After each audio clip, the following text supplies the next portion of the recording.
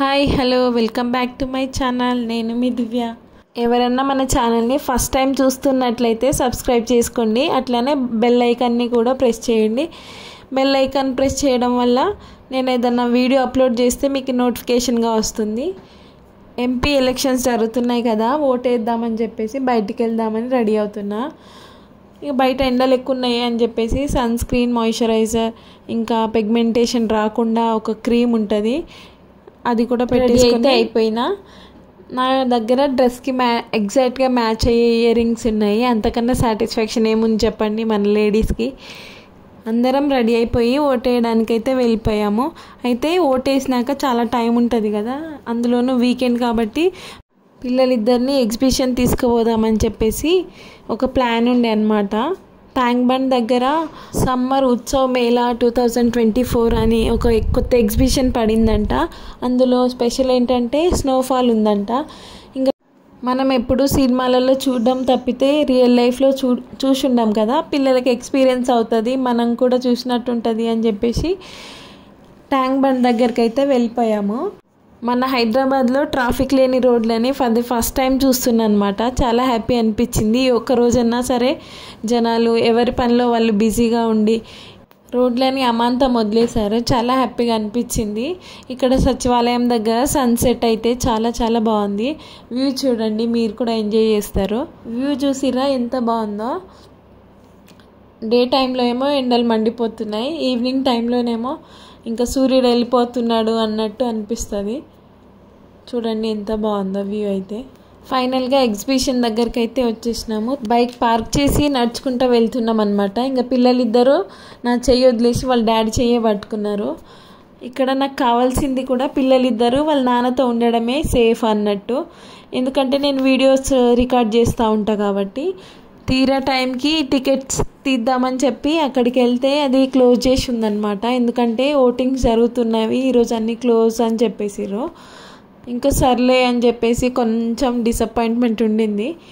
ఇంకా చేసేదేం లేక అక్కడ 2-3 ఫొటోస్ దిగేసి రోడ్ క్రాస్ చేద్దామని చెప్పేసి ఒక బ్రిడ్జ్ అయితే ఎక్కేసినాము.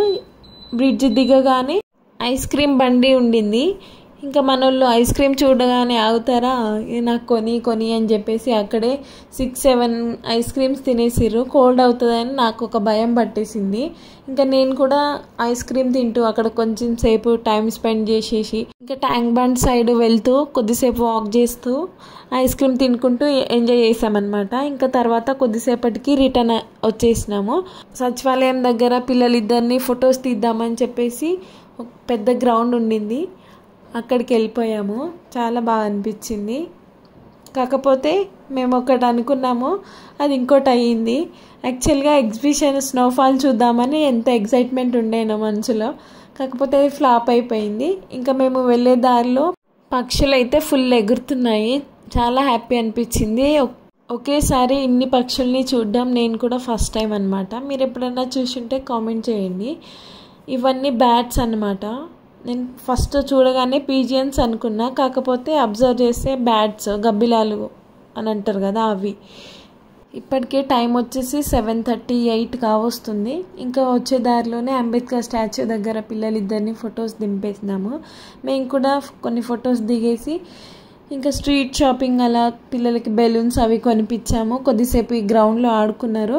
వచ్చే దారిలో గోకుల్ చాట్ దగ్గర కుల్ఫీలు తీసుకొని ఇంటికైతే వచ్చేసినాము. ఇంకా ఆఫ్టర్నూన్ చేసిన కర్రీస్ కొన్ని ఉండే, పెసరపప్పు, గోర్చికుడికాయ గ్రేవీ, ఇంకా ఎగ్ పులుసు ఉండే.